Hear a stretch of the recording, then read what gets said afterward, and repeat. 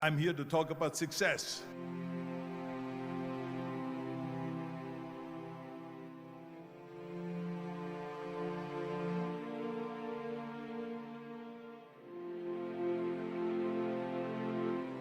The first rule of success is to have a vision. You see, if you don't have a vision of where you go, and if you don't have a goal where you go, you drift around and you never end up anywhere. You cannot listen to the naysayers. So this is a very important lesson for all of you. So when someone says, no, this is a stupid idea, you in your mind, you don't have to say it, but in your mind just say to yourself, fuck you, you're an asshole. What do you know? Work your ass off. There is no magic pill. There is no magic out there. You cannot get around. You have to work and work and work.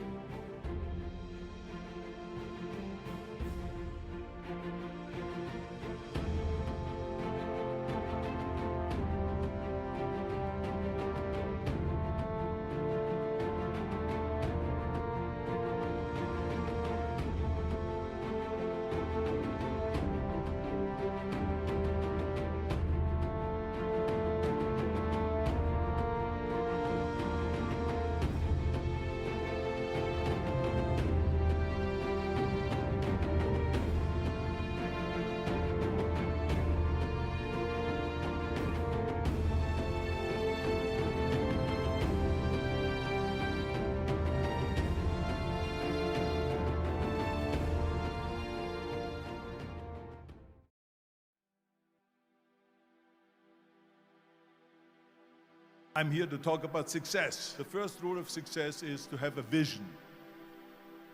You see, if you don't have a vision of where you go, and if you don't have a goal where you go, you drift around and you never end up anywhere. It's like you can have the best ship in the world, you can have the best airplane in the world. If the pilot or the captain doesn't know where to go, it would just drift around. It would not end up anywhere, or most likely in the wrong place. So I was very fortunate that I stumbled onto my vision. I mean, as you know, I was born in 1947 in Austria after the Second World War. And I didn't really like Austria when I grew up. I couldn't wait to get out of there. I couldn't see myself becoming a farmer or a worker in a factory or anything like that, even though my parents wanted me to stay there and have a normal life. My vision was totally different. I felt that I was born for something special, for something unique, for something big. So I was searching. Then one day I went to school. I remember I was 11 years old, and they showed a documentary about America. And there they showed in this documentary the huge skyscrapers, the high-rises, the huge bridges, the 6-lane freeways, the huge cars with the wings sticking out, and all of this stuff. And I said to myself, that's where I want to be. I don't want to be around here with these little farmhouses and these little buildings, and everything is old.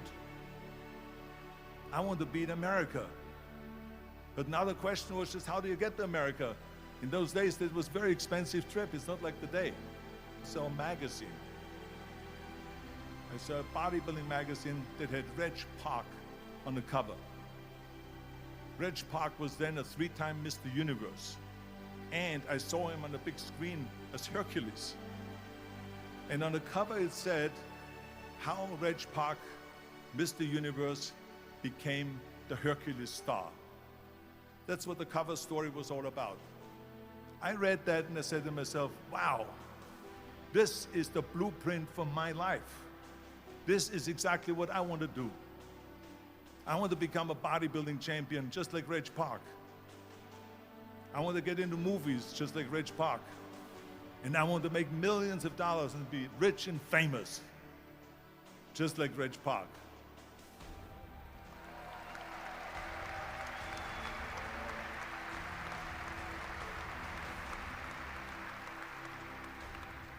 Do you know how great it felt that I knew where I was going? Imagine the majority of people don't know where they're going. I knew where I was going. that I'm going to become this bodybuilding champion just like him. So it was just a question of how do you do it? I was so relieved because when you have a goal, when you have a vision, everything becomes easy. Because remember that in America, for instance, when you study, you will see the percentage of people that like their jobs. 74% hate their job in America. Now, there's not much different when you come to Europe. The majority of people don't like what they're doing because they're really not doing it because they didn't have a goal and they followed this goal. They just aimlessly drift around, and then all of a sudden there's a job opening, so they get that job because you have to work. But then when you work, it's a chore. It's work. It's not fun. So I felt so blessed that I knew what I was doing. It's like a medical student that studies and knows he wants to become a doctor. You know where to go. So I knew where to go. So people always ask me, when they saw me in the gym in the pumping iron days, they say, why is it that you're working out so hard? 5 hours a day, 6 hours a day, and you have always a smile on your face. The others are working out just as hard as you do, and they look sour in the face. Why is that? And I told people all the time, I said, because to me, I'm shooting for a goal. In front of me is the Mr. Universe title. So every rep that I do gets me closer to accomplishing that goal, to make this goal, this vision turn into reality. Every single set that I do, every repetition, every weight that I lift will get me a step closer to turn this goal into reality. So I couldn't wait to do another 500-pound squat. I couldn't wait to do another 500-pound bench press. I couldn't wait to do another 2,000 reps of sit-ups. I couldn't wait for the next exercise, for the next half hour of posing and all the kind of things that you have to do to be a champion.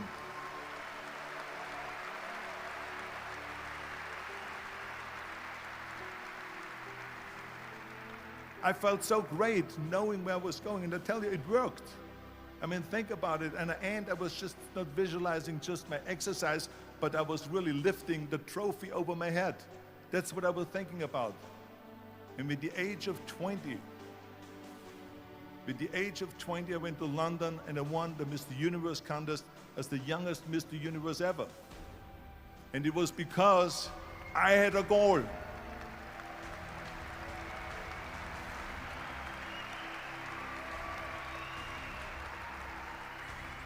So let me tell you something, visualizing your goal and going after it makes it fun. You've got to have a purpose no matter what you do in life. You've got to have a purpose. So that's rule number one, have a vision.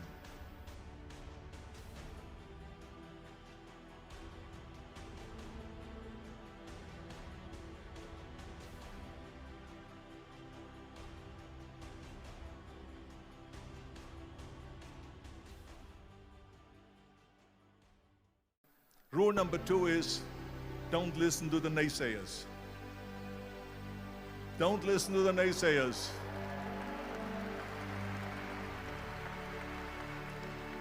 Everything I ever did, the thing that I heard out of people's mouth was, that's impossible.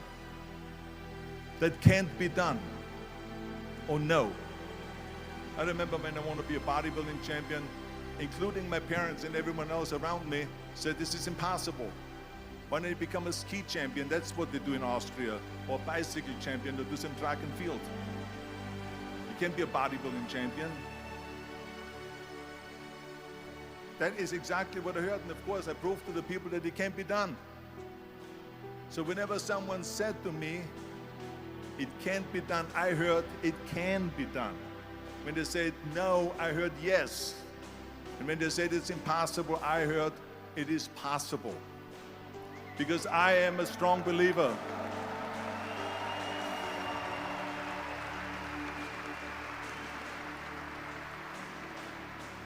I'm a strong believer of what Nelson Mandela said, that everything is always impossible until someone does it. Well, I'm going to be the one, I said to myself. I'm going to do it and I'm going to show it to them. Maybe it has never been done before. That's perfectly fine with me. But I'm going to do it. And I did not listen to the naysayers.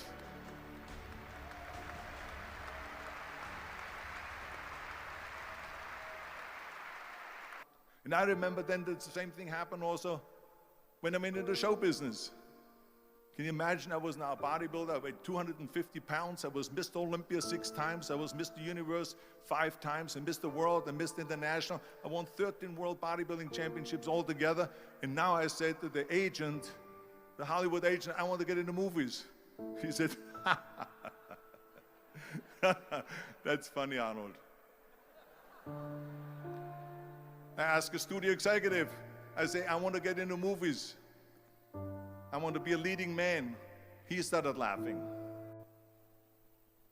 And then they told me, says, and your accent, even if you reduce all your body weight and everything and have a normal body, your accent. I said, your accent, I mean, it will go give people goosebumps. With the German accent, it will get people the creeps. They will get scared. He says, no one in Hollywood ever has become a leading man that had an accent. Doesn't happen.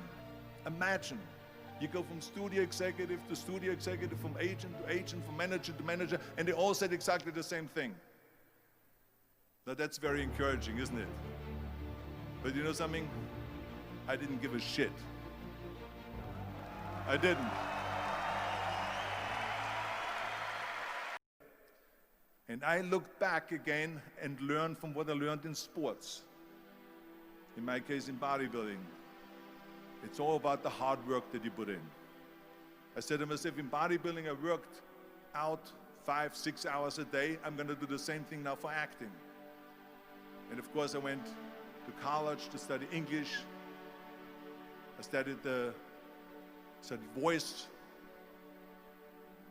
accent removal, acting classes, and all of this stuff, all day long. I worked and I worked and I worked. And within a short period of time, I made one movie called Hercules in New York, which of course went right into the toilet.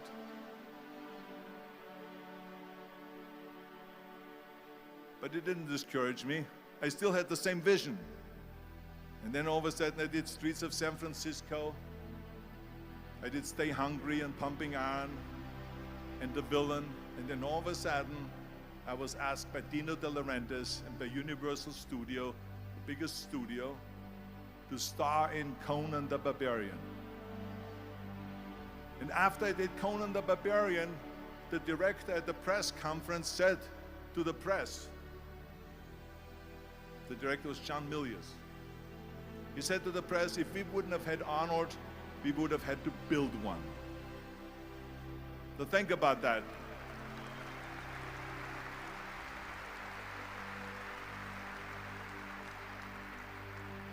The very body that they said can never be sold because the time is wrong. A few years later, I'm doing Conan the Barbarian, and it was the #1 hit at the box office when it came out in the summer of '82. Think about that. And the director says, if we wouldn't have had his body, we would have had to build one. So all of a sudden, my body became an asset, not a liability. And the same thing was with Terminator. After we were finished filming Terminator, Jim Cameron said to the press, if Arnold wouldn't have had that accent and talked like a machine, I think the movie wouldn't have worked. So think about that. The body and the accent that they attacked was an asset.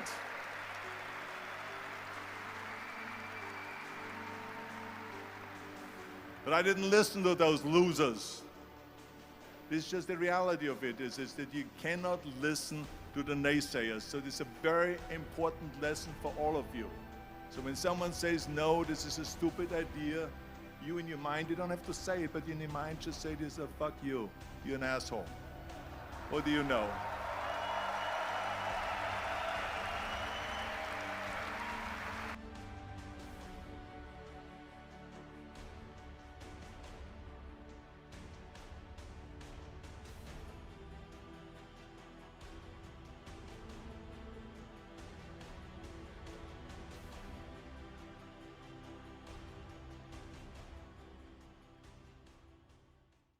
And the next thing, the third point that I'm going to make to you is work your ass off.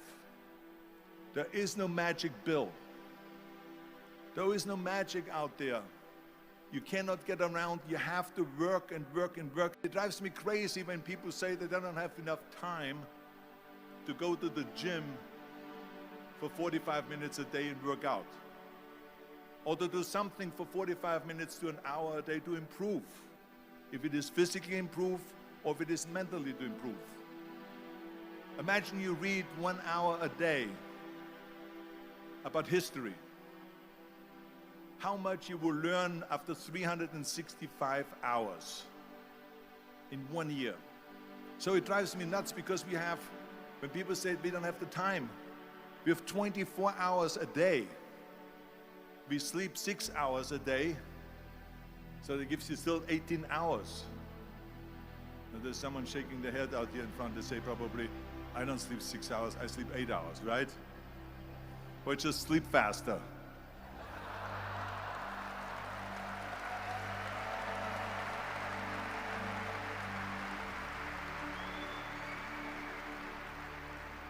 So we have 18 hours a day.